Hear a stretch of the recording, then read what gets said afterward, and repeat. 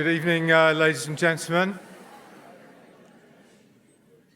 Good evening. Let me introduce myself. My name is Professor Michael Arthur, and I have the privilege and the honour of being the President and Provost of UCL. So it's my very, very great pleasure to welcome you all here this evening to this annual Lancet Lecture. The Lancet Lecture is a collaboration between one of the world's leading health journals, The Lancet, and one of the world's leading multi-faculty universities, UCL. And it fits for us in the context of our interest in tackling the big global problems that the world is facing, which we do through our interdisciplinary and cross-disciplinary research activities called the Grand Challenges. And those Grand Challenges cover four main areas. Of relevance to tonight is global health, but we are also interested in human well-being, in intercultural interaction, and the fourth one is actually in sustainable cities. I think this Lancet Lecture has fast become one of the most prominent lectures that UCL stages each year, and obviously in this case jointly with the Lancet. The lecture is now in its 14th year, which is absolutely fantastic. We are very, very grateful to the Lancet for co-sponsoring the evening. The intention of this lecture is to be absolutely agenda setting and to set out the key issues at stake in global health and in that context to provide a rallying cry for action. When you look at the list of past speakers, it is really quite remarkable. And these have been individuals of the highest academic, intellectual, and political caliber. It includes two Nobel laureates, Professor Daniel Kahneman and Amartya Sen. Other speakers have included Michelle Sidibe, the Executive Director of UN AIDS, Professor Lord Robert May, former government chief science advisor and former president of the Royal Society. We've also had the Norwegian Prime Minister, Jens Stoltenberg, and last year we had an absolutely superb and memorable lecturer from Dr. Agnes Bingawayo, the Minister of Health for the Republic of Rwanda. So it's my pleasure to welcome you all to this lecture. I would now like to invite Dr. Richard Horton, the editor of The Lancet, to say a few words and to introduce our speaker. Richard. You're on.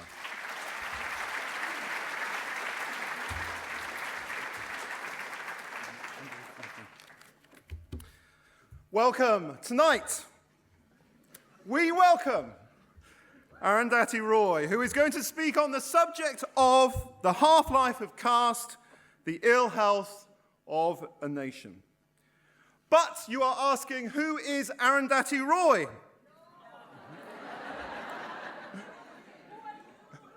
That's why you're here. Good question. But I've done a systematic review of all the available biographies, none of which have been peer-reviewed. We were peer-reviewing them just down there on the front row. So here goes. Arundhati's birthday is on November the 24th, so happy birthday for next Monday. She was born in Shillong, the capital of Meghalaya, one of the smallest states in India, and this is what I could find out. Susanna Arundhati Roy is the daughter of a Keralite Christian mother, of Syrian descent, and a Bengali Hindu father. She grew up in Kerala, attending a boarding school. She went on to be a student of architecture in Delhi, an education that, she has said, had an important effect on the construction of her writing. She's been an actor, a screenwriter, a film critic. She's been a brave and outspoken commentator and chronicler on India's nuclear testing, its dams, its corrupt corporations, its mining industry, and even on the very essence of India itself. Her scope is global, with trenchant writing about war and the consequences of globalization. And she's been sentenced and served at least one day in prison. Just this year, she provoked outrage by criticizing Gandhi for his discrimination. For her work, she's been awarded many prizes and honors, including the Lannan Foundation's Culture of Freedom Award in 2002, the Sydney Peace Prize in 2004, and the Norman Mailer Prize for Distinguished Writing in 2011. But for those thinking of bestowing an award on Arundhati Roy, be careful. She has turned down at least one prize in her life because of who was doing the bestowing.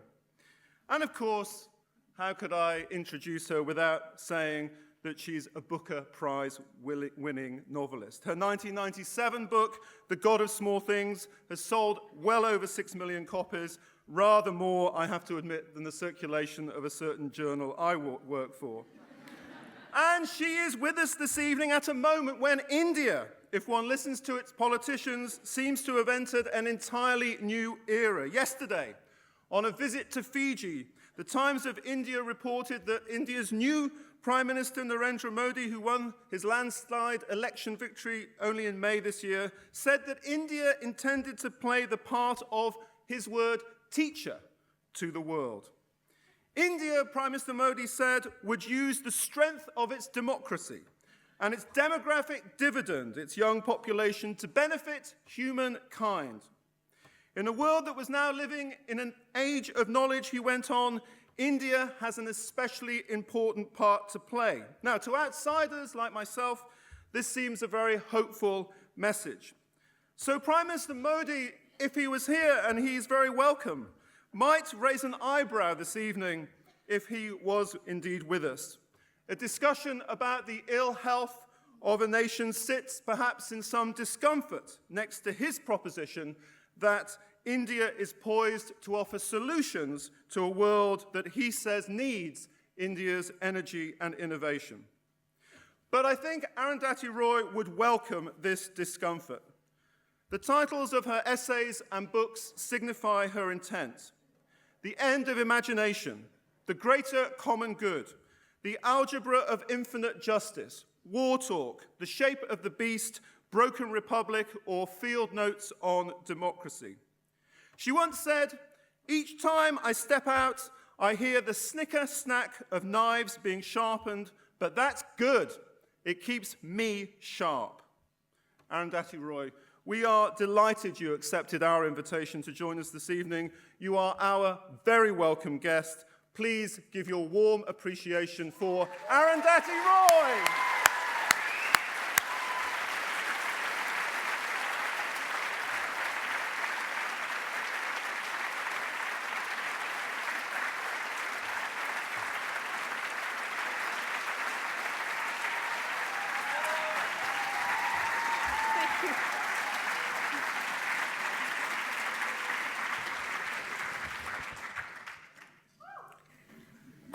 Thank you.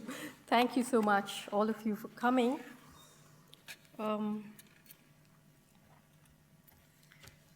See, I think I might have pulled off a little scam here by this title, which makes the lecture sound more medical than it's going to be. But obviously, I'm using the word ill health, the term ill health, in a much broader way than just clinically or medically, because I'm not going to be just talking about the fact that vulnerable populations in societies that are becoming increasingly unfair and unjust are obviously vulnerable to crises of public health and epidemics and malnutrition and so on. But I'm going to be talking about a social practice in India which just embraces and institutionalizes injustice, which valorizes it and even bestows religious sanction on it. India produces, as everybody knows, even people who watch movies, hundreds of thousands of doctors. But but you still have we still a society where a public health worker will refuse to touch a child who's ill because they are untouchable. You go to many hospitals, especially government hospitals, you see doctors who refuse to do a post-mortem because it's polluting to touch the corpse, so they will get the hospital sweepers who belong to the Dalit caste to actually touch the corpse, and they'll remote control the post-mortem. So this is the society that we live in still.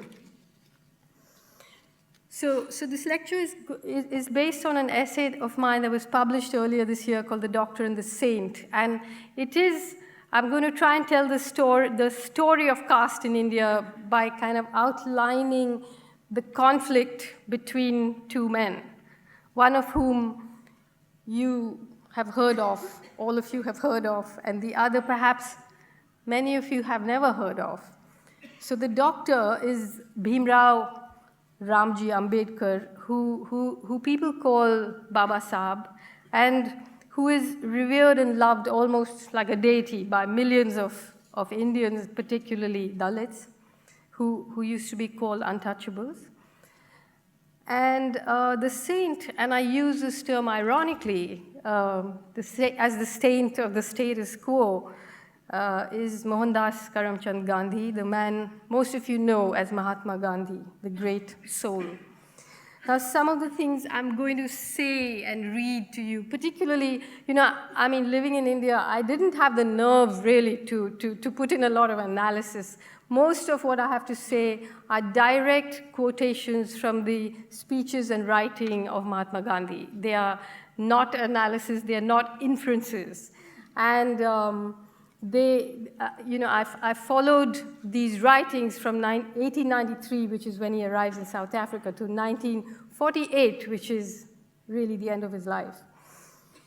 And if these things shock and disturb you, all I can say is that they shocked and disturbed me too, because I too grew up with this conditioning, unquestioning and just accepting what we were taught. So, it was a tremendous shock to learn what I learned.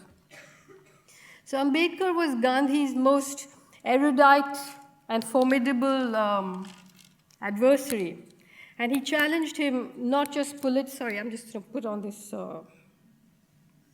timer. And he challenged him not just politically and intellectually, but also morally. And the conflict between these two men, of course, unfolded at the heart of India's national movement. And it actually complicates and deepens our understanding of what imperialism means.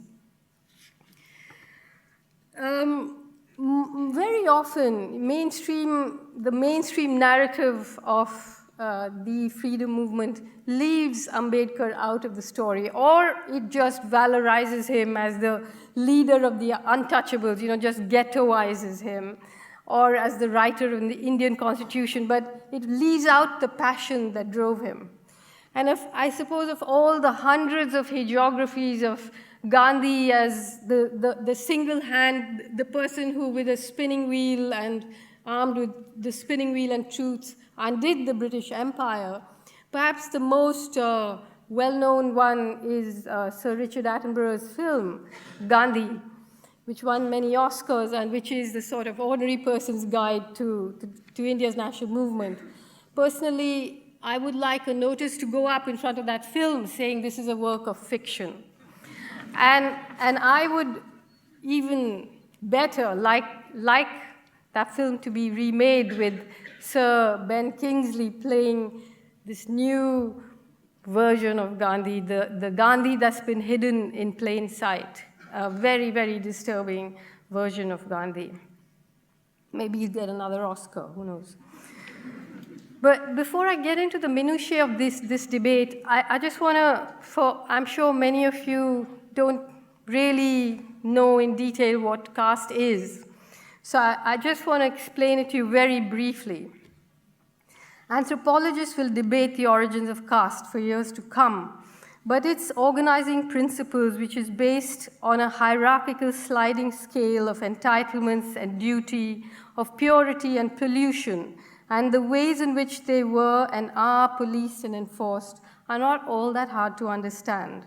The people at the top of the caste pyramid, the Brahmins, are considered pure and have plenty of entitlements, and those at the bottom are considered polluted and have few entitlements but plenty of duties.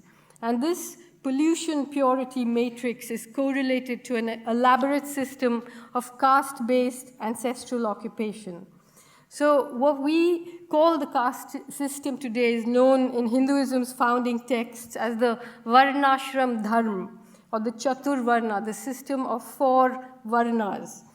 And these 4 Varnas, which is the Brahmin, who's the priest, the Kshatriya, the soldier, the Vaishya, the trader, and the Shudra, which is the service provider, if you like.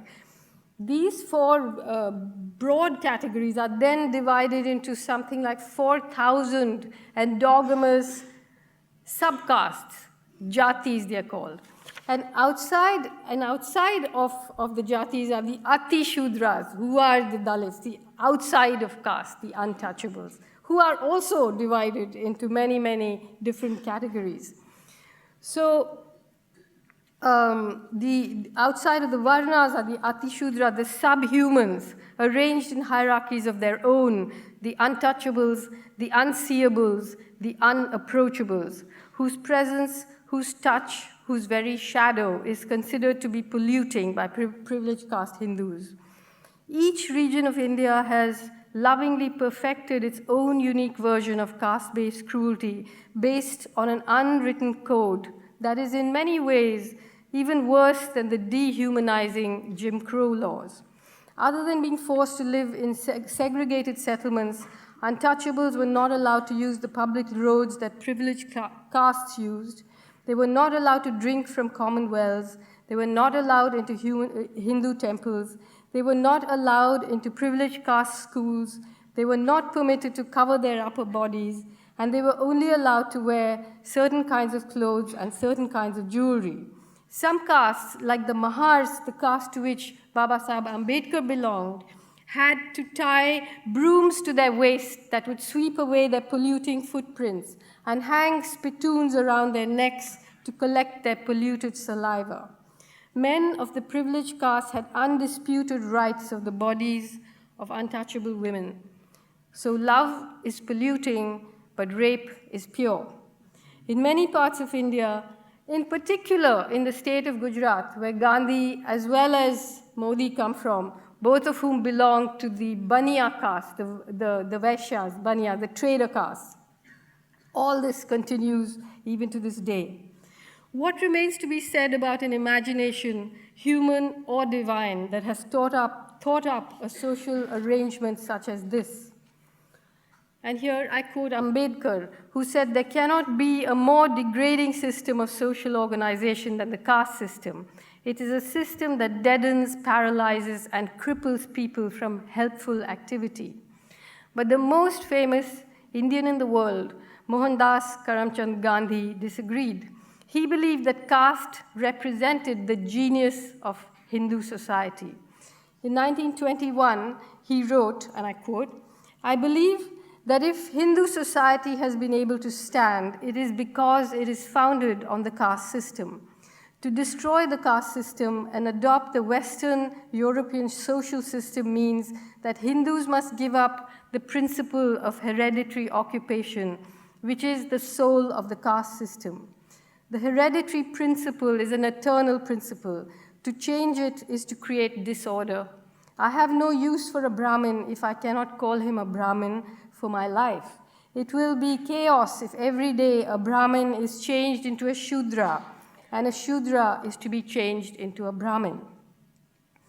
So people say that Gandhi, was an incrementalist, that he changed his point of view. He never ever renounced the system of Varnas. He always believed in the idea of ancestral occupations. Sometimes he said that the 4,000 subcastes should be, just made into 4 Varnas.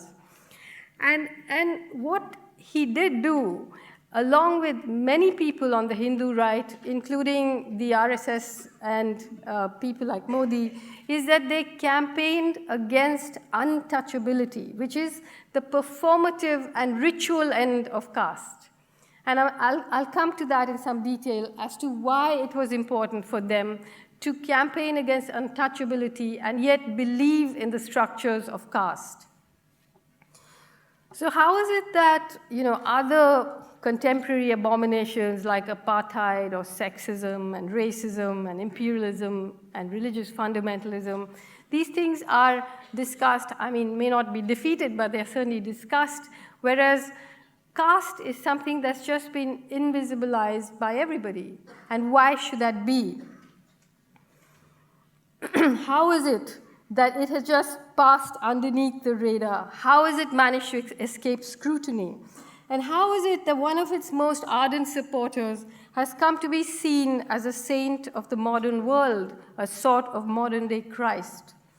Maybe because caste is associated with Hinduism, mysticism, yoga, the Beatles, vegetarianism, things that are seen as kind and good and hippie and so on. And maybe because, unlike, say, apartheid or race, caste was never color-coded. It's not formally color-coded, so it's not even easy for outsiders to see. And even today in India, caste has very many buoyant admirers, many of them Gandhians, who believe it's a sort of social glue that helps Indian society to survive, as Gandhi said. Caste is not the same as race, but casteism and racism are both forms of discrimination that target people because of their descent. And supporting caste is like supporting racism or supporting apartheid. And the other reason that caste has managed to pass under the radar is because many progressive intellectuals in India, particularly left-leaning intellectuals, have been unable to deal with the idea of caste because it just doesn't fit into the Marxist, the reductive Marxist framework. So they can say caste is class or something, but caste is really the engine that drives Indian society. So you cannot ignore it. And yet, this erasure, this project of unseeing is sometimes a conscious political act by progressive intellectuals, and sometimes comes from a place of such rarefied privilege that caste has not been stumbled upon, not even in the dark, and is presumed to have been eradicated like smallpox. Now, actually, the opposite is true. I could actually spend this entire lecture giving you the facts and figures of contemporary caste and how it's practiced. I'm just going to whiz through that part because you can read it. I don't want to just throw numbers at you. But in contemporary India, caste has actually been entrenched and modernized. A recent survey tells you that less than 5% of marriages in India are across caste. And within those marriages, even if you live in a city like Delhi, you will read almost every day about families beheading their own children for marrying, across caste. India's free market-friendly democracy, in which 100 people own more wealth than 25% of the GDP, has entrenched and modernized caste.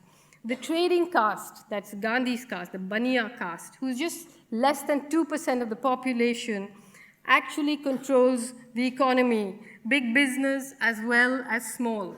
So if you look at the big corporations, whether it's Reliance, whether it's Mittals, whether it's Sanghvis, the Ruia brothers, Birlas, Jindals, Adanis, Mittals, they are all Baniyas. They all belong to this trading caste. So it's really fascinating. People say, India and China, economic giants, but the Indian economy is controlled by Baniyas, who are not manufacturers. They are traders. So they are, so the Indian economy is a very extractive one, where people are trying to sell what they don't have to buy, minerals from under the forest floor and things like that, So it has a lot to do with caste, also the character of the economy. Now, those are the big corporations. And then at the bottom, you have almost all of India, the small farmers, the Adivasis, the tribal people caught in rural debt. Those are also mostly Baniyas, Marwadis, who control the small economy as well. Now, so you have the corporations, and then you have the media. And if you look at the media, who owns the media? You look at the Times of India, the big, let's say the big newspapers, Times of India, Hindustan Times, Times Now, Indian Express, The Hindu, all owned by other Brahmins or Baniyas. Dainik Jagran, which has a circulation of 55 million, a Hindi newspaper. Dainik Bhaskar, perhaps the most influential Hindi daily with a 17.5 million circulation, again owned by Baniyas. Mukesh Ambani of Reliance owns 27 national news channels. So you see the control, the economy and the media. And who runs the media? Studies have shown, again, it's dominated by Brahmins, basically. And who are only less than 5% of the population? Baniyas are 2% of the population, but they control the entire economy. The Brahmins run the judiciary, the bureaucracy, the academia, publishing, journalists. You will not find a Dalit journalist in mainstream media. Meanwhile, the Dalits are 90% of them landless. You know, all the debates on caste about affirmative action in India, where you had privileged caste people immolating themselves, talking about merit, saying there should not be affirmative action.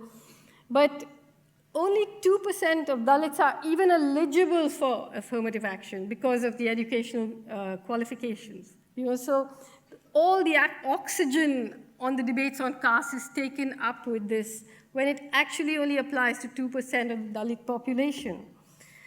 But the only place where you will find 90% of the people employed are Dalits are in the municipalities, the sweepers, the cleaners. These still continue to be Dalits.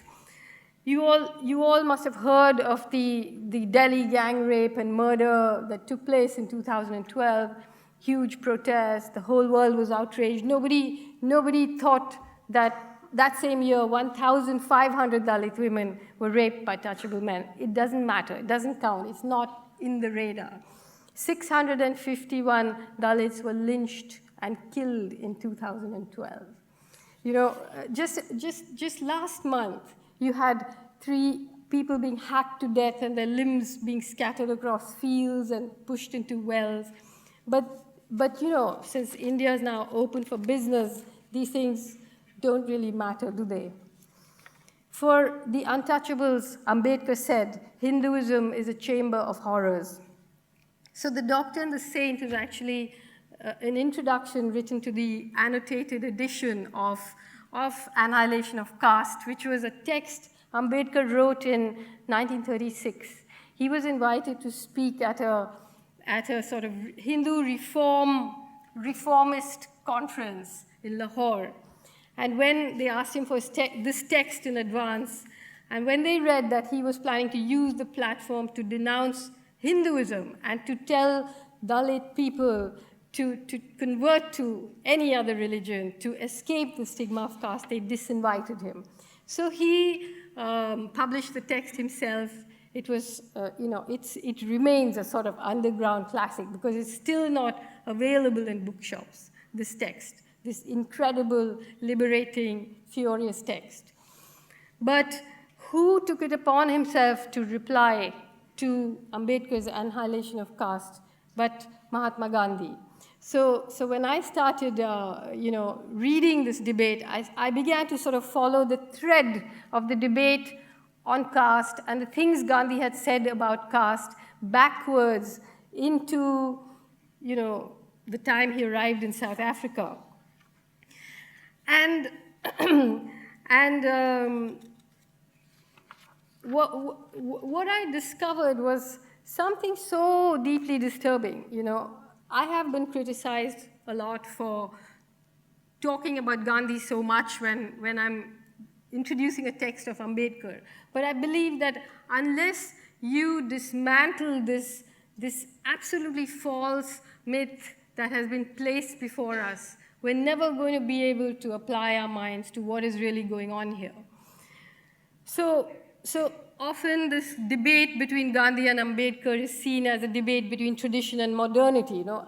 Gandhi, in a way, was prophetic in his understanding of the cataclysm of modernity. You know? So he looks back to this mythic past where he says everything was so wonderful. And just like Modi is saying, in 1909, Gandhi in Hind Swaraj says, you know, nobody can teach India anything. It is the mother of all civilizations, and so on.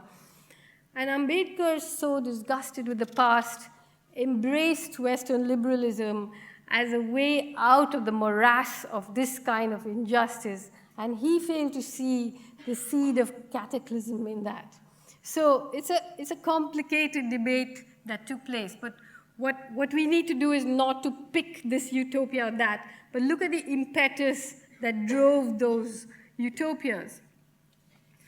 So Ambedkar was the heir to an old tradition of anti-caste intellectuals that began with Buddhism. You know, of course, I could go through the names of all those intellectuals and poets that were part of that tradition, but I just want to read out a laundry list to you. But he inherited the mantle of Kabir and Ravidas and Tukaram, most importantly Jyotiba Phule, an incredible man who few people have heard of outside of India, in fact, even outside of the Dalit community. But Gandhi, too, was an inheritor of a tradition of privileged caste reformers who, at that time, had begun to campaign against untouchability because there was a big panic, and I'll explain to you why, about the fact that previously, for centuries before that, untouchable people had been converting in their millions to Islam, to Christianity, to Sikhism, to escape the stigma of caste. But then, at the turn of the century, between the 19th century and the 20th century, suddenly the idea of empire turned into the idea of the nation state with all its politics of representation. It wasn't enough for you to ride a horse to Delhi and say, you are the emperor now. So then the whole question of demography became important. You know, who represents whom? The Sikhs, the Muslims, the untouchable, the upper caste, the farmer. Who represents these people? Who has the right to claim that they represent? And the untouchable population at the time was something like 44 million. So the Hindu sort of right-wing or the Hindu fundamentalist wanted those 44 million people under the accounting head of Hindu, which was when this whole campaign against untouchability began. How do we maintain the caste system, but how do we bring them into the big house, but keep them in the servants' quarters? You know? So this was really the idea behind it. And it was very interesting because even today you have the big debate between secularists and the right wing now about the past and about how Islam desecrated temples and destroyed idols and murdered people, and the secularists trying to minimize that. Whereas, say, someone like Jyotiba Phule, he says, thank God they did. You know, thank God they destroyed the temples, and thank God they invited us to dine with them. Thank God they invited us to be equals with them. So this just puts a completely different spin on the debate about these things anyway.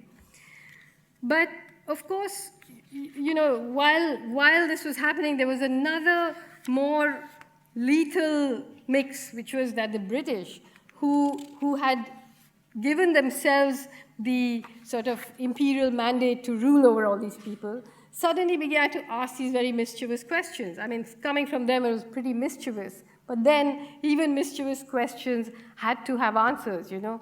How does the Congress which is only privileged caste Brahmin Hindus claim to represent the Muslims, the Hindus, the Sikhs, and so on. And Ambedkar, in Annihilation of Caste, writes about the fact that before the Mughals came, the people who call themselves Hindus today, who never call themselves Hindus, they only refer to themselves in their caste name. You know, that was what was forefronted. And it was the Mughals who called them Hindus, the people who live east of the Indus. The British called them Hindus. But Hindus never called themselves Hindus until this whole anxiety about demography started.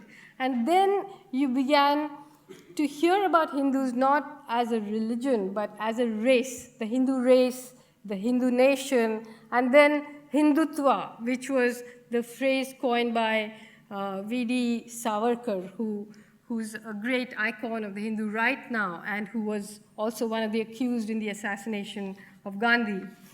So here you had this whole mix of who represents whom, who can claim to be a leader.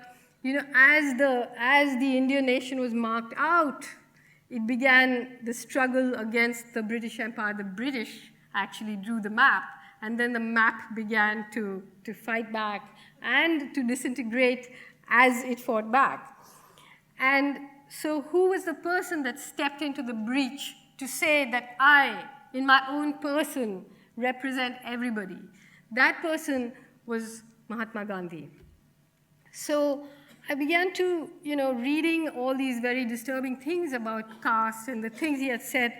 I just began to wonder, how was he called a Mahatma? Who called him a Mahatma, and what had he done? When was he first called a Mahatma? And it turned out that he was called a Mahatma in 1915, which was the year that he came back from South Africa. And I began to think, so what did he do in South Africa to earn that title? And then, you go back another 20 years to 1893 when he arrived in South Africa, and the disturbing role that he played there just becomes really, really hard to understand how we could all have been fed on this story. Because his views on race and his views on caste are very intertwined. He arrives in South Africa in 1893, 24 years old, a trained lawyer, as legal advisor to a wealthy Gujarati merchant. Imperial Britain was tightening its grip on the African continent, and Gandhi was jolted into political awakening a few months after he arrived. All of us have been told the story that he was thrown off a whites-only train in Pietermaritzburg, and he was so outraged, and that was the thing that kick-started his political career. The truth is, he was not outraged about racial segregation. He was outraged that Indians, especially passenger Indians, the rich sort of privileged caste Indian businessmen, Muslim businessmen, were categorized along with what he called the raw Kafirs, So he had a problem with that. He did not want Indians, upper caste Indians, to be treated the same way as black Africans. In 1894, he founded the Natal Indian Congress.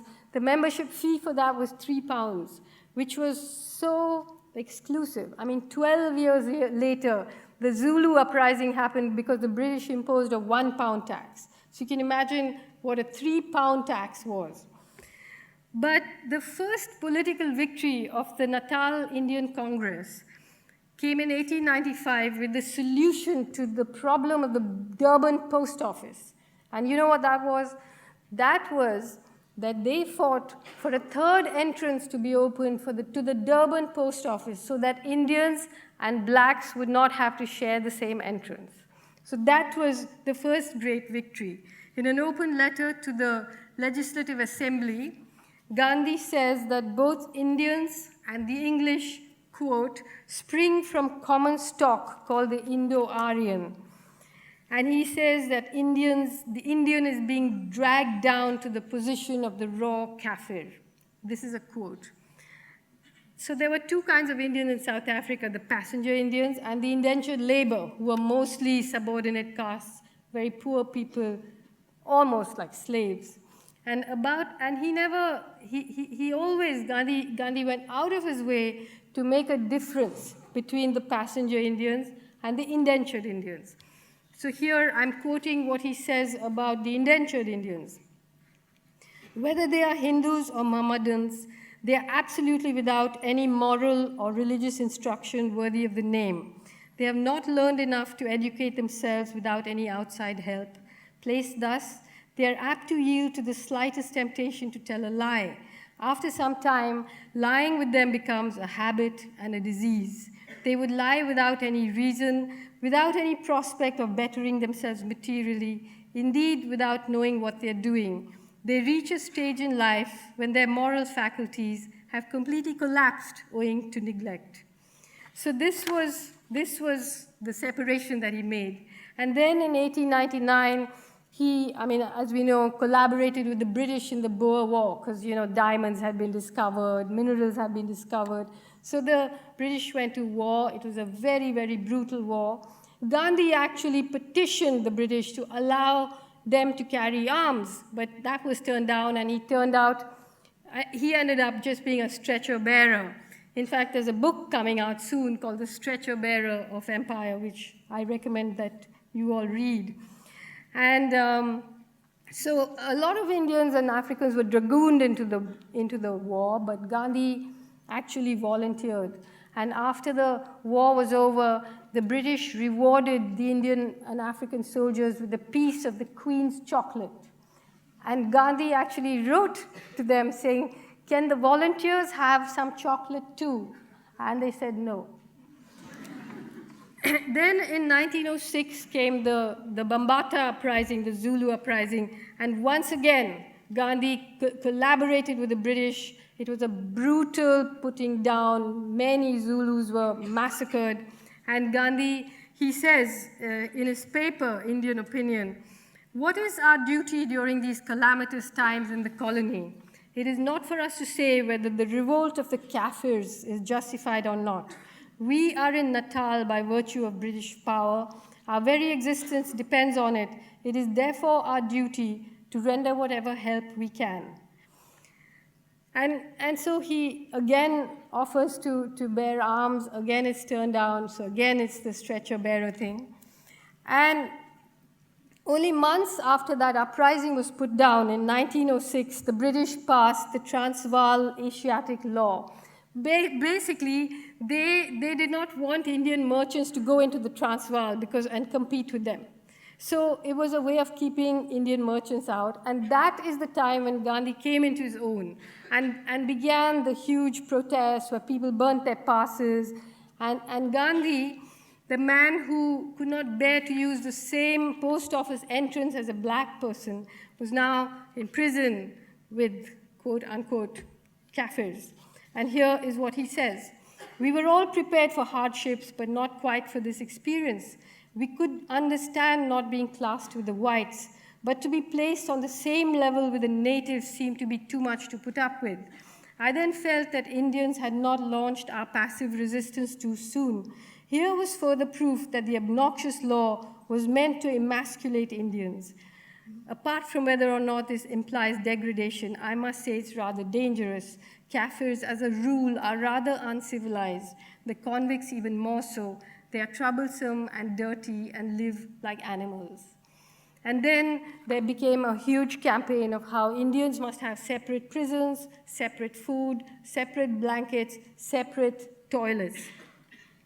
And while this agitation was going on, he was also developing the tools of satyagraha on Tolstoy Farm, which is a fruit farm given to him by this German friend of his, Kallenbach.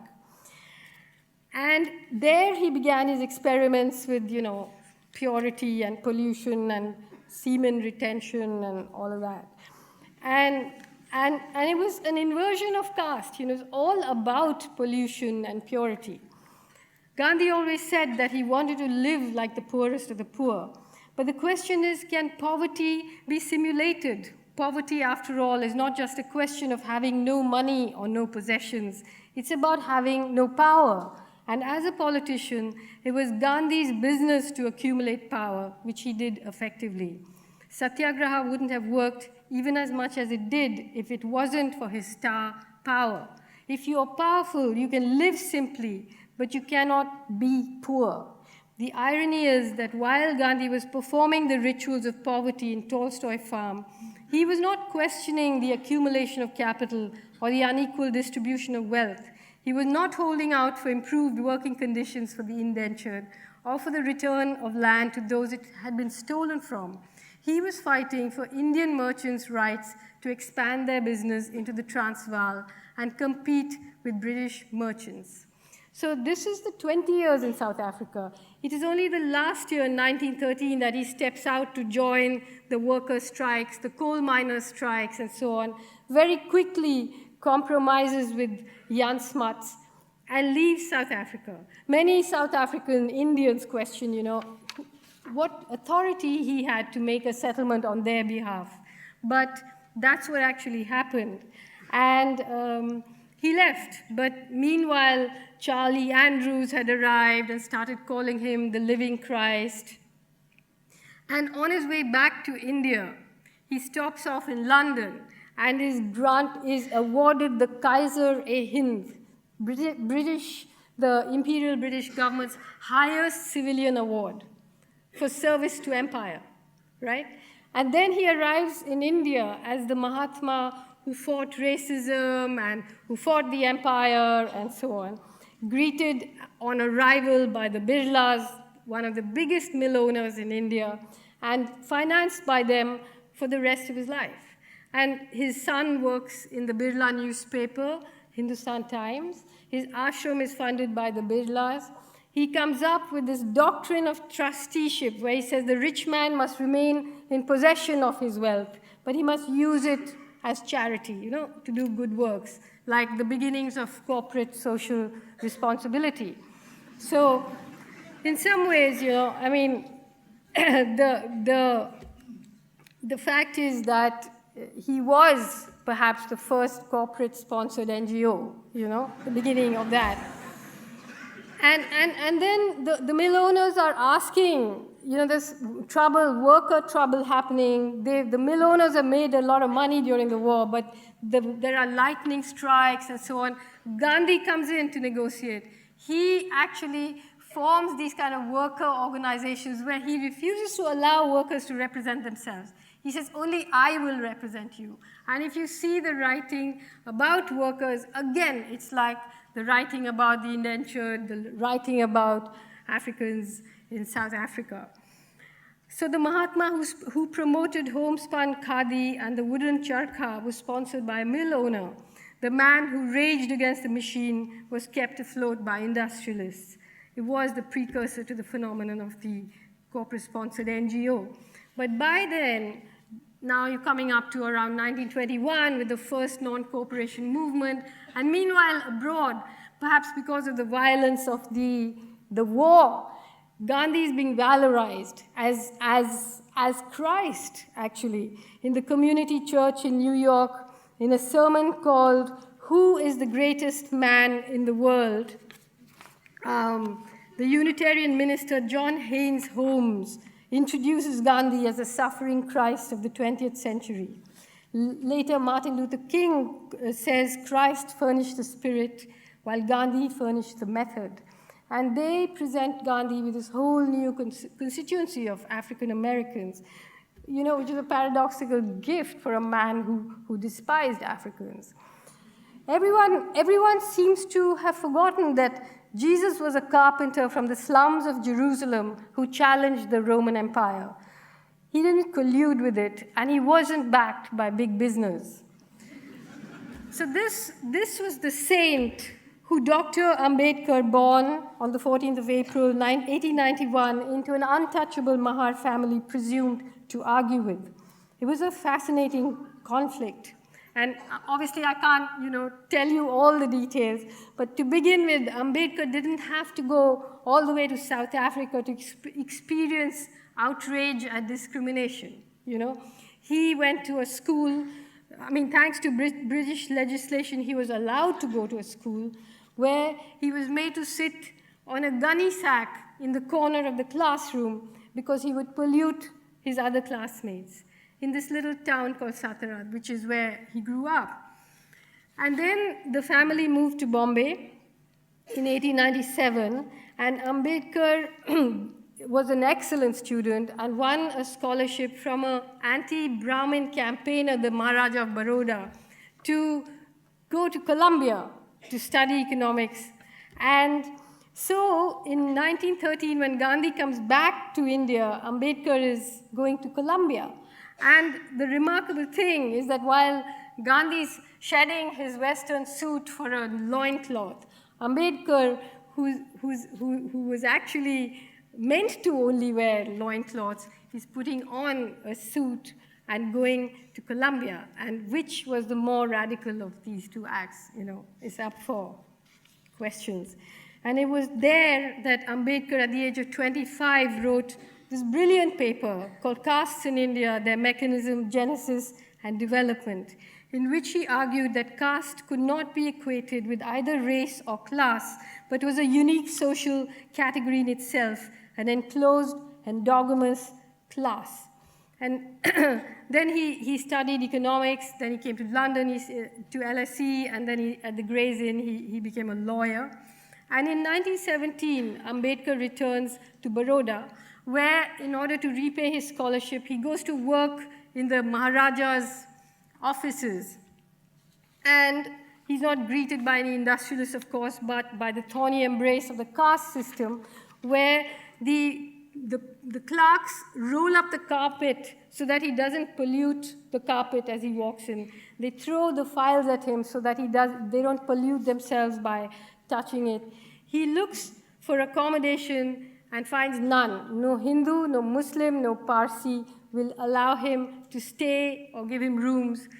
He just can't survive in Baroda, so he returns to Bombay. And this is now 1917, when this whole anxiety about demography I was talking about is at its peak. And the Congress has passed its anti-untouchability manifesto, but he knows, Ambedkar knows, Annie Besant, one of the founders of the Congress Party, has written the most despicable things about caste just a few years earlier.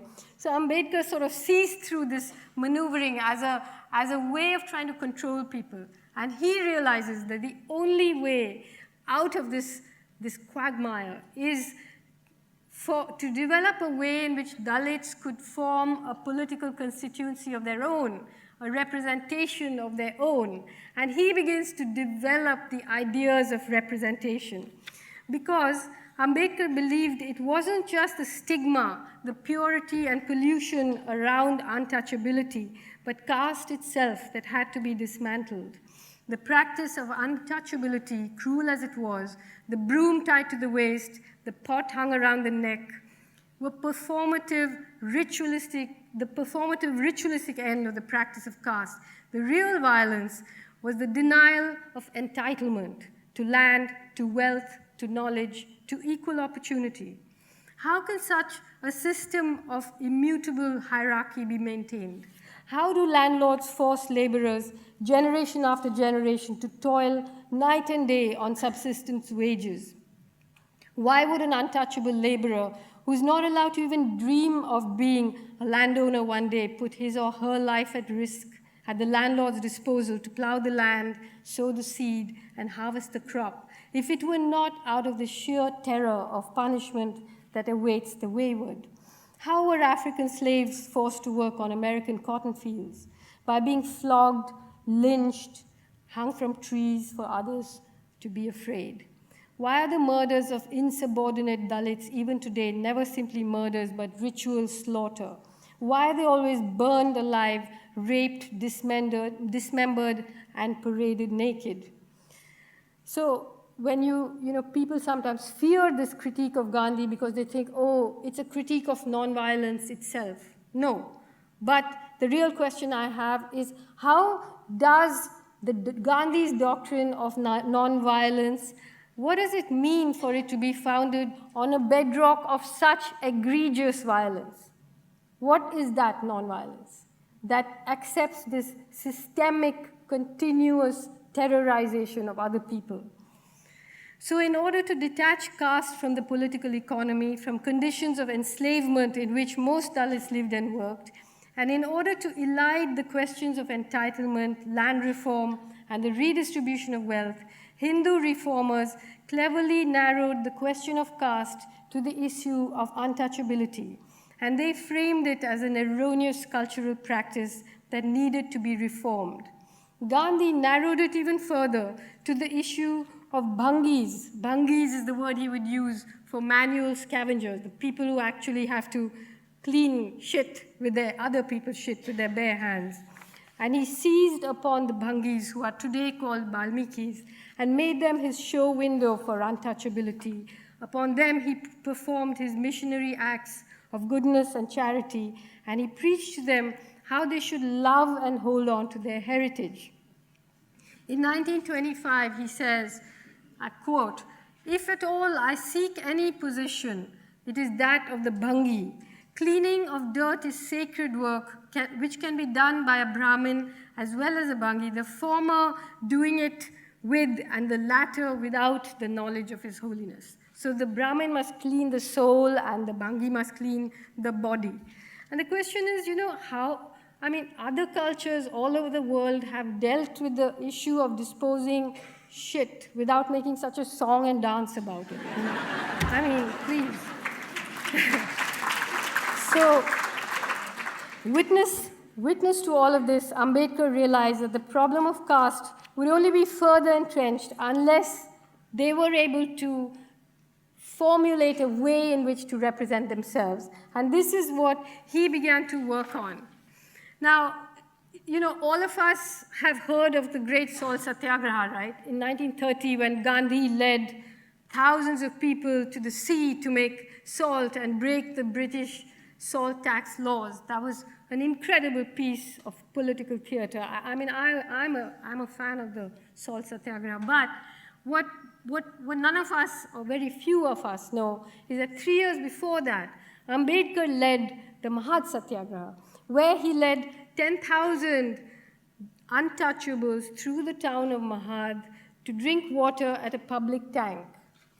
They were, of course, beaten and dispersed, and then the Brahmins purified the tank by pouring cow dung into it. But Gandhi never supported that, water satyagraha, never supported it. And that same year, in a speech, he said that he urged Dalits not to do satyagraha. He said, when you do it, it becomes duragraha, which is the devil force. You should just use sweet persuasion. And so between salt and water, we have this huge toxic universe and huge silences. Then what I can't, of course, get into here because there isn't time is Ambedkar's very unfortunate experiences with the communists. You would have imagined that he would drift to the left movement, which had just started. The Indian Communist Party had been set up in 1925. But sadly, the Communist Party, maybe because they were people of the book, all the leaders were mostly Brahmins. And so, there was a big mill worker strike where Ambedkar and this, one of the main ideologues of the Communist Party, Dange, were organizing together. And Ambedkar said that in the mills, Dalits are only allowed to work in the spinning department, the lower paid spinning department, because in the weaving department, you have to keep the thread in the mouth, and that, they say, will pollute the textile. But shouldn't we first talk about equality between the workers? And this proposal of his was turned down, which is why it set up a terrible rift between Ambedkar and the left, which goes on till today. And Ambedkar said that, caste is not just a division of laborers, but it's not just a division of labor, but a division of laborers. And the first major confrontation face-to-face between Ambedkar and Gandhi happened here in London in 1931 at the second Roundtable Conference. The first conference had been boycotted by the Congress Party and Gandhi, but Ambedkar and other people who had been invited had developed a very, they had been called to develop a constitution for self-rule. And the untouchable, I'm using this word untouchable because he uses it, you know, and he developed a very interesting way of making Dalits a political community. Because, see, they are just scattered on the edges of villages. So geographically, they can never form a constituency. So he said they should have their own representation, and then they should also vote in the main election. So they had a double vote that would last for 20 years until they developed themselves into a constituency. And when Gandhi arrived at the second roundtable conference, he was infuriated by this. He said the Muslims can have it, the Sikhs can have it, the Christians can have it, but the untouchables will not have it. He said, in my body, in my person, I represent the untouchables. And when he first met Ambedkar, he thought this was some arrogant young Brahmin, you know. And he sort of questioned him about why was he criticizing the Congress, which amounted to a criticism of the homeland. And Ambedkar gave a very poignant reply, and he said, Gandhiji, I have no homeland. No untouchable worth the name would be proud of this land. But there were many debates. It was a raging fight in 1931, and Gandhi finally just threatened them. He said, if you grant the untouchable people a separate constituency, I will fight it with my life. And having delivered this threat, he returned by boat. On the way, he dropped in on Mussolini and then went back home. He did. He said he was very pleased with Mussolini. He said he was doing good work. And then a year later, Ramsay MacDonald awarded the Communal Award, and they actually did agree to Ambedkar's proposal of having a separate constituency for Dalits. Gandhi's response to this was to go on an indefinite hunger strike in the Yerawada prison where he was in jail at that moment. And he began his fast from the prison. The country spun like a top. Public statements were issued, petitions signed, prayers offered, meetings held, and it was a preposterous situation. Privileged caste Hindus who segregated themselves from untouchables in every possible way, who deemed them unworthy of human association, who shunned their very touch, who wanted separate food, water, schools, roads, temples, and wells, now said India would be balkanized if untouchables had a separate electorate. And Gandhi, who believed so fervently and so vocally in a system that upheld that separation, was starving himself to death to deny untouchables a separate electorate. And Ambedkar believed that this was the core of things, that people had to be able to represent themselves. And Gandhi believed on no account must they be allowed to represent themselves. So the gist of it was that the caste Hindus wanted the power to close the door on untouchables, but on no account could untouchables be given the power to close the door on themselves, because the masters knew that choice was power. As the frenzy mounted, Ambedkar became the villain, the traitor, the man who wanted to divide India, the man who was trying to kill Gandhi. Political heavyweights, Rabindranath Tagore, Nehru, Rajgopalachari, all of them weighed in on Gandhi's side. Lots of untouchable leaders too, because they thought if Gandhi dies, the community will be lynched and burnt and so on. What could Ambedkar do? He tried to hold out, but he didn't stand a chance. And after the first 4 days of this fast, he visited Gandhi in prison and signed the Poona Pact. Now this was a really terrible moment for the Dalit movement, and they continue to pay the price today, you know. And basically what they agreed was that there would be reserved constituencies for Dalits, which means that they would be picked, you know, so it was a sort of, the Uncle Toms would be picked, the suitable candidates, the obedient people would be picked. And interestingly, the people who signed the Poona Pact was Birla, Madan Mohan Malviya, the founder of the Hindu Mahasabha, and Savarkar, the originator of the idea of Hindutva, beloved among the Hindu fascists of today. When he recovered from the trauma, Ambedkar said there was nothing noble in the fast. It was a vile and wicked act. And yet, perhaps the most widely read biography of Gandhi, of Louis Fisher's, on which the Attenborough film is based, says, the fast could not kill the curse of untouchability, but after the fast, untouchability forfeited public approval. The belief was destroyed. Gandhi's epic fast snapped a long chain that stretched back into antiquity.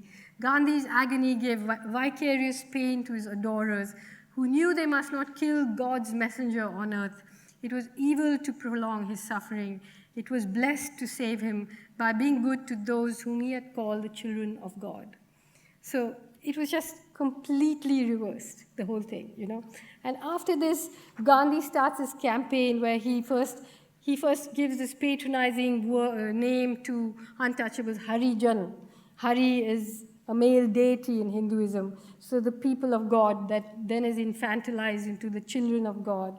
And he starts the temple entry movement, basically trying to pull them back into Hinduism. And Ambedkar, at this point, gets so disgusted. That's when he writes The Annihilation of Caste, where he says, just renounce Hinduism and move on. But obviously, to people who have suffered such brutality, even this missionary activity did appear like balm, So while the saint is looking for a placebo, the doctor is looking for a more, viable way of looking at it. But actually, it really broke the movement in many ways. And but in 1936, when he published this very erudite, very learned piece, The Annihilation of Caste, Gandhi also wrote an essay, brilliant, 1936. It's called The Ideal Bhangi, The Ideal Scavenger. 1936, he's 68 years old. Huh? The Brahmin's duty is to look after the sanitation of the soul. I'm quoting Gandhi. The Bhangi is that of the body of society. And yet, our woebegone Indian society has branded the Bhangi a social pariah and set him down at the bottom of the scale. If only we had given due recognition to the status of the Bhangi as equal to the Brahmin, our villages would have looked a picture of cleanliness and order. And then he outlines the practical skills and etiquette of an ideal Bhangi. What qualities should such an honored servant of society exemplify in his person? In my opinion, an ideal Bhangi should have a thorough knowledge of the principles of sanitation. He should know how the right kind of latrine is constructed and the correct way of cleaning it. He should know how to overcome and destroy the odor of excreta and various disinfectants to render them innocuous. He should likewise know the process of converting urine and night soil into manure. But that is not all. My ideal Bhangi would know the quality of night soil and urine and would keep a close watch on these and give timely warning to the individual concerned. And then, he says, but such an ideal Bhangi, while deriving his livelihood from his occupation, would approach it as a sacred duty. In other words, he would not dream of amassing wealth out of it. So not only must you clean other people's shit, but you mustn't amass wealth. Now, 70 years later, Prime Minister Narendra Modi, in his book called Karma Yogi, says this about Valmikis, the Bhangi community. I do not believe they have been doing this job just to sustain their livelihood. Had this been so, they would not have continued with this kind of job for generation after generation. At some point, somebody must have got the enlightenment that it is the Valmiki's duty to work for the happiness of the entire society and the gods, and that they have to do this job bestowed upon them by the gods, and this job should continue as internal spiritual activity for centuries. So, as you know, on Gandhi Jayanti, Gandhi's birthday this year, he was out on the streets, sweeping the streets, doing external cleaning. Well, actually, the streets were already cleaned by the Valmikis, who were then locked into their homes, Then some leaves were scattered around the place, and he swept those leaves away. So Gandhi, Gandhi was alarmed by Ambedkar's talk of renouncing Hinduism. And, he, like all privileged caste reformers, very, very worried. So here's a conversation he had with an American evangelist, Dr. John Mott. Why he's telling Dr. Mott that it's wrong to preach Christianity to the Dalits. And I quote, "Would you, Dr. Mott, preach the gospel to a cow? Well, some of these untouchables are worse than cows in their understanding. They can no more distinguish between the relative merits of Islam and Hinduism and Christianity than a cow." So, Gandhi made a great virtue of the fact that he contradicted himself all the time. But the fact is that actually he was very consistent. He was consistent in his views on black Africans, on women, which I haven't even got into, that's a whole universe of its own, on workers, and on caste. And of course now, by the time you're coming up into the 40s, the whole caste identity gets subsumed by the Hindu, Muslim, and the Dalits are now dragooned into being the outlying army in the mayhem of partition. And when partition happened, many Dalits were in Pakistan, and the Pakistan government, in the midst of all the murder and chaos, had them declared as emergency services, because who was going to clean the shit in the land of the pure, but Dalits. So there they were for a long time until Ambedkar managed to get many across.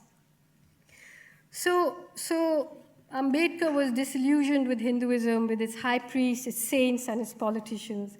And yet the response to temple entry taught him how much people long to belong to a spiritual community. So on the 14th of October 1956, in front of thousands of people, he basically converted to Buddhism. It marked his departure from Western liberalism and its materialistic vision of a society based on rights that coincided with the rise of modern capitalism. Ambedkar did not have enough money to print his major work on Buddhism, the Buddha and his Dhamma, before he died. He wore suits, yes, but he died in debt. Where does that leave the rest of us in India? Though they call the age we are living through the Kali Yuga, the age of darkness, Varnashram Dharma reigns unchallenged. The Brahmin largely controls knowledge. The Vaishya, the Baniya, dominates trade. The Kshatriyas have seen better days, but are still, for the most part, rural landowners. The Shudras live in the basement of the big house and keep intruders at bay. And the Adivasis, the tribal people, are fighting for their very survival. And the Dalits, well, we've been through all that. Can caste be annihilated? Not unless we show the courage to rearrange the stars in our firmament. Not unless those who call themselves revolutionary develop a radical critique of the caste system. And not unless those who understand caste sharpen their critique of capitalism. And not unless we read Baba Saheb Ambedkar, if not inside our classrooms, then outside of them. And until then, we will remain what he called the Sikh men and women of Hindustan, who seem to have no desire to get well. Thank you.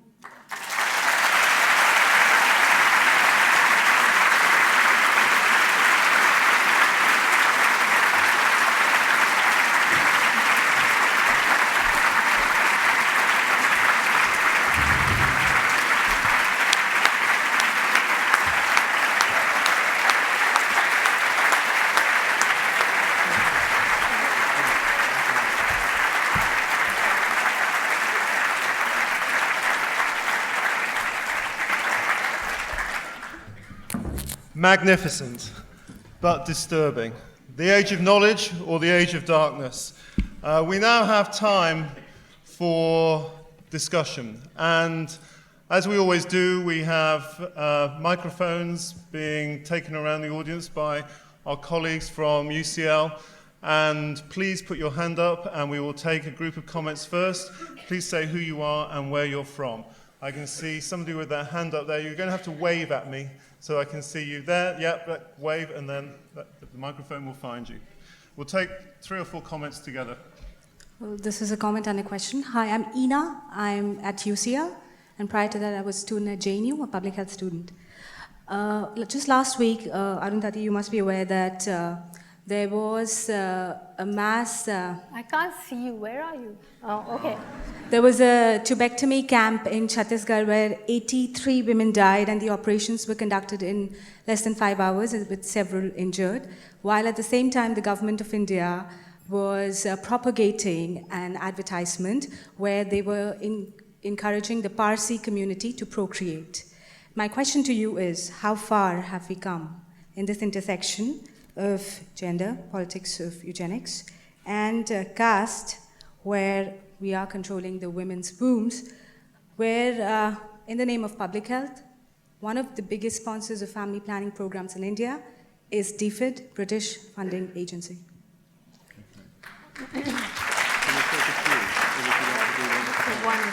Yes, of course, please. So I think it's interesting, you know, that in 1977, when the Indira Gandhi declared an emergency, they had a big sterilization campaign, but it was the sterilization of men, and it kind of blew up in the face of the government. So I think now they are going after women, and if you see what the incentives they are offering, you know, it was some eggs and bread and, you know, just trying to kind of prey on this absolutely abject poverty. And apart from the sterilization that went wrong and the terrible tragedy of that, what about the fact that more than 1 million female fetuses are aborted? You know, little girls are aborted before they're born. Many girls are killed just after they're born by their own parents. So this is the thing. I mean, you know, people like to sensationalize. Everybody just, you know, almost every journalist who passes through Delhi wants me to speak on the status of women in India, and I keep saying which woman, you know. I mean, it's such a you know, a society which lives in several centuries simultaneously. So you have the most empowered and liberated women, and then you have this. And obviously, this desperation and powerlessness does have to do with how economic policies are being pushed. You know, you have thousands of people in jail in Chhattisgarh and Orissa and Jharkhand. You have policies which can only be implemented if the paramilitary is out there, you know, raping and burning and emptying villages. So you know, I mean, I sometimes am thought of as the person who brings the bad news about India. But let me say that the good news is that for years, for 15, 20 years now, I have been, you know, at the heart of resistance movements where there's such a tremendous understanding in that country of what these policies are and what they do and what they mean. You know, sometimes it's just a holding operation. They're not winning, but at least they're not just completely flummoxed by what's going on. People have understood. Question down here on the right. Hi, my name is Velu. I'm from Indian Workers Association. Thanks for your speeches, Arundhati Roy, and thanks for UCL people. That's my first question. Please say some words about the JNU professors Sai Baba arrested. Number 2, please, how to the caste system to manipulate in the Indian judicial system, please? In the?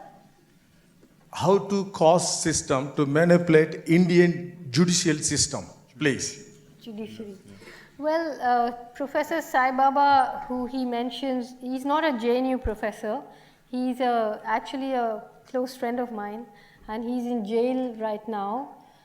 He's 90% disabled, lives in a wheelchair, but like he's you know, he was one of the great mobilizers against what was known as Operation Green Hunt, where basically the paramilitary was deployed in the jungles of central India along with a vigilante force trying to chase tribal people out of their homes because those lands had been signed over to mining corporations and infrastructure companies.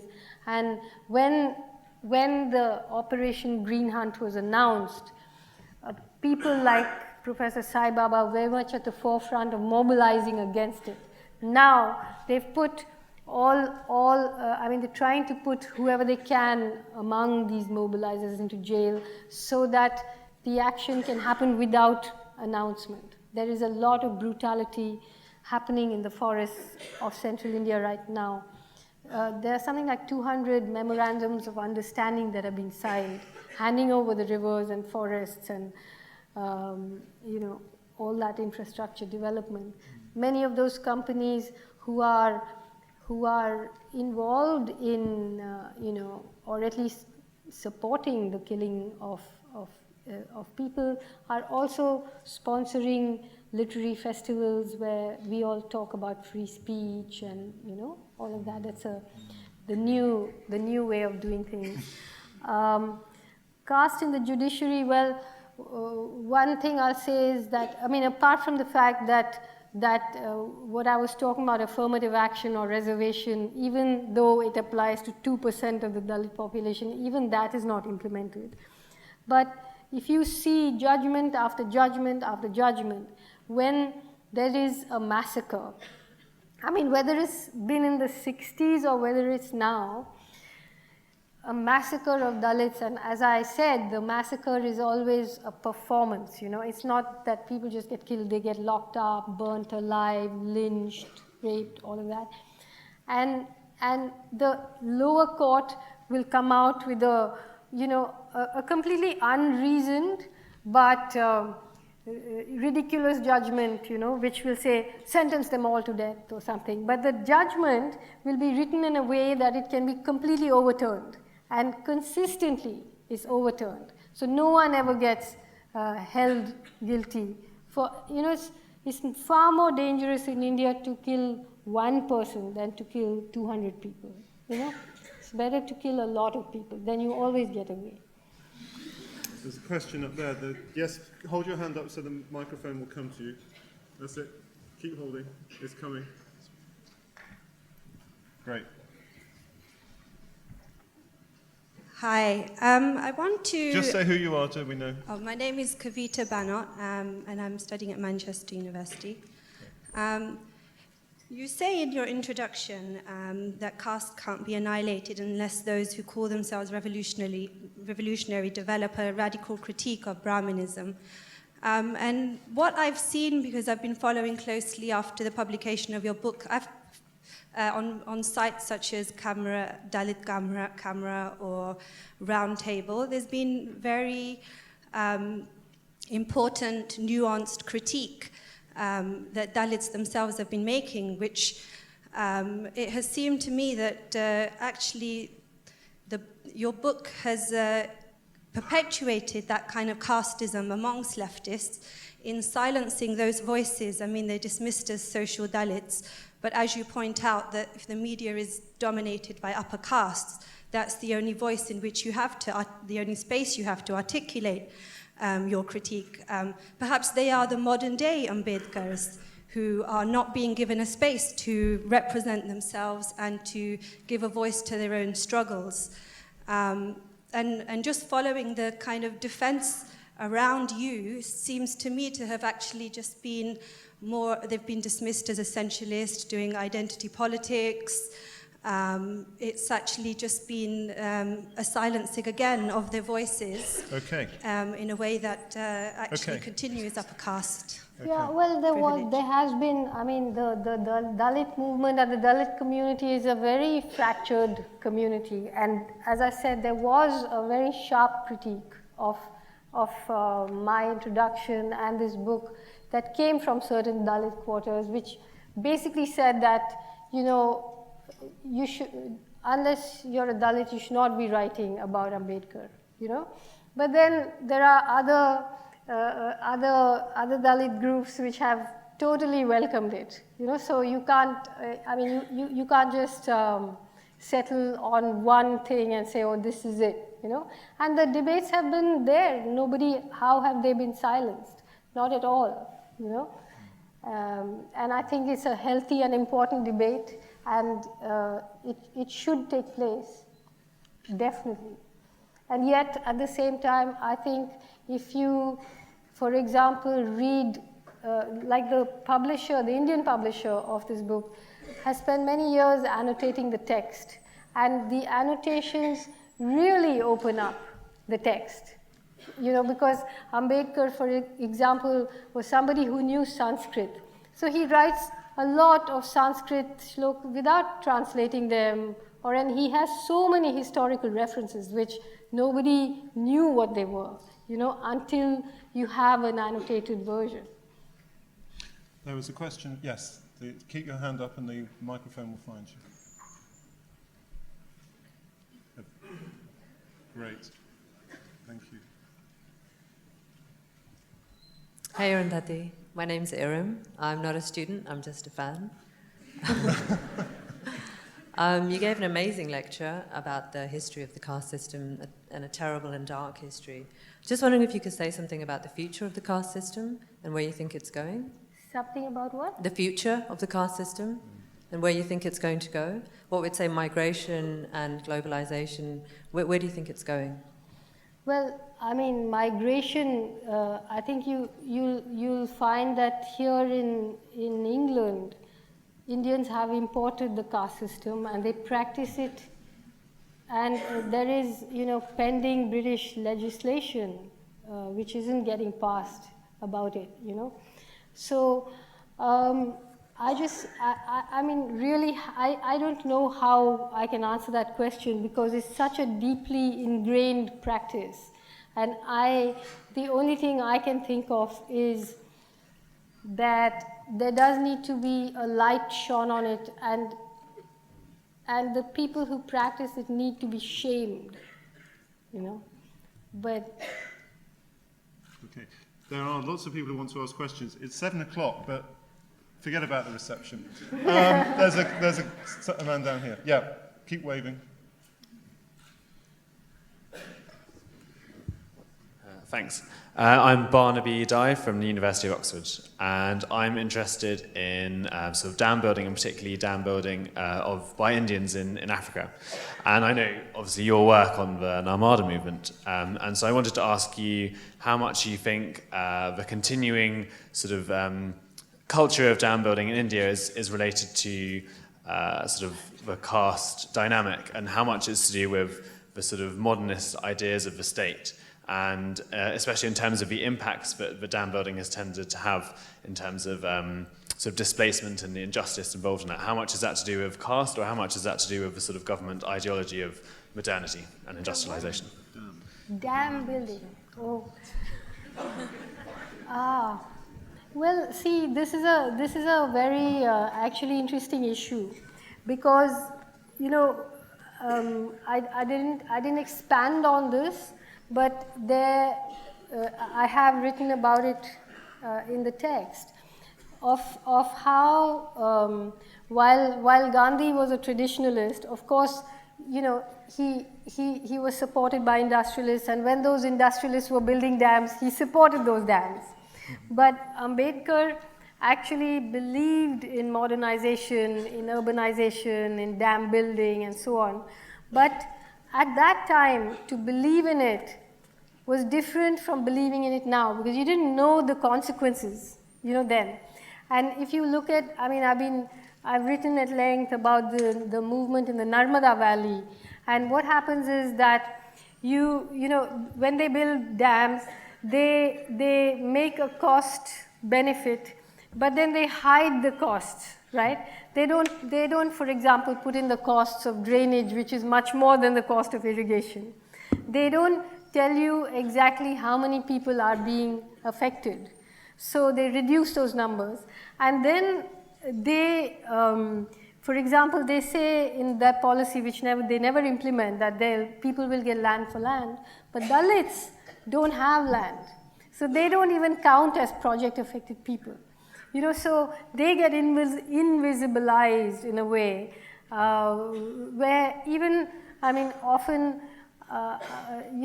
even the radical discourse in India today, the radical movements, including the Maoist movement, the anti-dam movements, are all about displacement. But the fact is that that automatically means they're about people who have land. So the landless are left out of even the radical discourse, which is a great tragedy. There's a woman just there. Yeah, you've had your hand up for a little bit. I'm only going to take another couple, I'm afraid, because I'll finish at 10 past. Yeah, keep waving, keep waving. Yeah, there. Hi, I'm Sham, also just another fan. First of all, I wanted to thank you for highlighting the deep arrogance and hypocrisy of Gandhi, because I've never been a fan. And and I think it's important to highlight that he's been painted as such a patron and a saint, because in India he can be used as an example to continue to institutionalize a deep systematic oppression. And in the West they have this, saint for pacifization that they can use as, oh, turn the other cheek if we're oppressing you, basically. But my question is, given that it's such an internalized concept within many Indians, what are the best steps to take to remove such a long and historic caste system? Thanks. To remove what was the last thing you said? Considering it's such a deep internalized concept in many Indians, even the untouchables, they feel like they shouldn't be touched, etc. What are the best steps to take to remove such a deep concept? Well, see, the thing is that it's not, it's true that Gandhi, I'm not the first person to critique Gandhi, the left has had a critique of it, Ambedkarites have had a critique, but the thing is, when you put all these separate compartments together, the picture that emerges is a bit shocking. But I think, we just have to learn to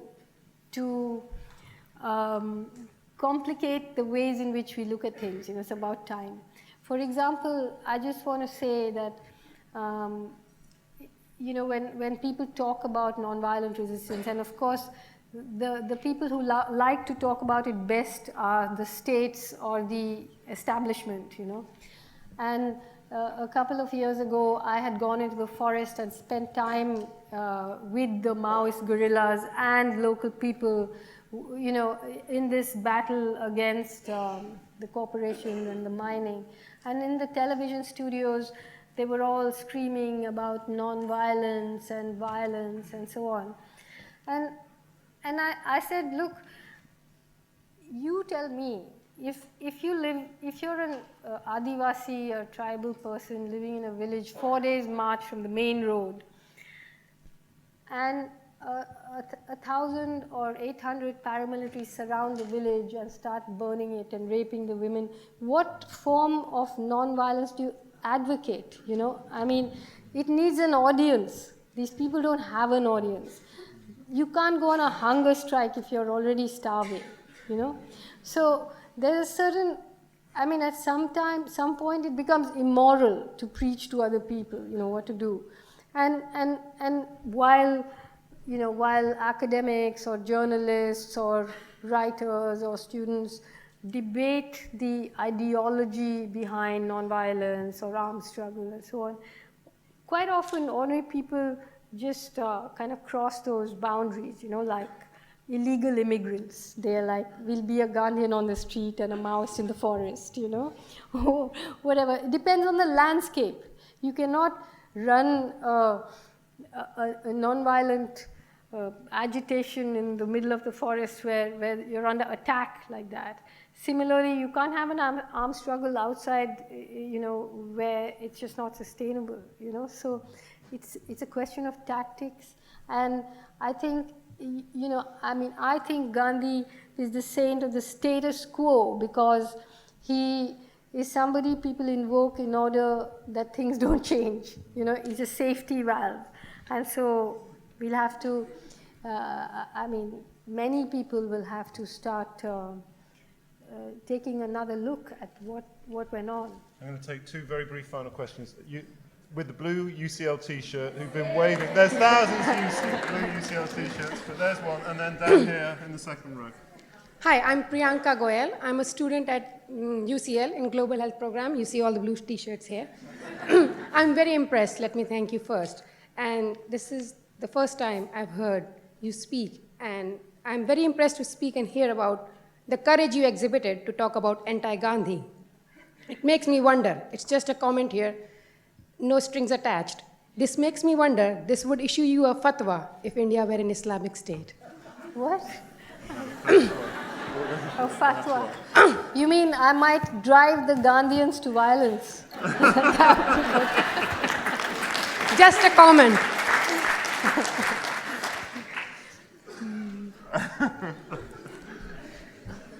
There's a question down here on the second row. Hi there. My name's Pam Das. I'm an editor at The Lancet. In fact, I'm a Bengali editor at The Lancet, so I'm very proud to be here. I've been I'm a big admirer of your work, and I loved your talk today. It was very illuminating, and so I want to bring things back to what's happening today. So currently this week, there's a ministerial meeting happening in Asia, a conference on advancing gender equality and women's empowerment. And in the declarations that are being formulated at the moment, India did quite a sudden thing by changing the wording of their declaration by replacing the word caste with social origins. And I just wondered what you thought. One, are they the same thing? And two, going to the question of you saying that India is not going to be able to annihilate caste, so is it just trying to make it more palatable by calling it something different? Yes, it is, and the simple answer is that. But, the thing is, it's something which they are, if you come to India just before an election, you'll see the television studios are so vocal about, who's representing the Gujars, who's representing the Yadavs, will the Nairs vote go to the communists this time? The caste issue is just forefronted. And the minute elections are over, it sort of just sinks back into the lake, And the last caste-based census that happened in India was 1931. And now they're trying to avoid that happening. So you invisibilize a lot of stuff that's going on, So, yeah, I mean, there's a whole, on everything. The first... I don't think I'm saying this just because I'm a writer, but the first heist is the language heist. The first thing they steal is a language in which you can describe what's happening to you. It's time to draw the discussion to a close. I'm very sorry. I'd like to thank all my friends and colleagues at UCL. In particular, I'd like to thank Michael Arthur for his support of this evening. I'd like to thank the team in blue T-shirts who've made this happen. I'd like to thank you for coming. But most of all, I'd like to thank Arundhati Roy.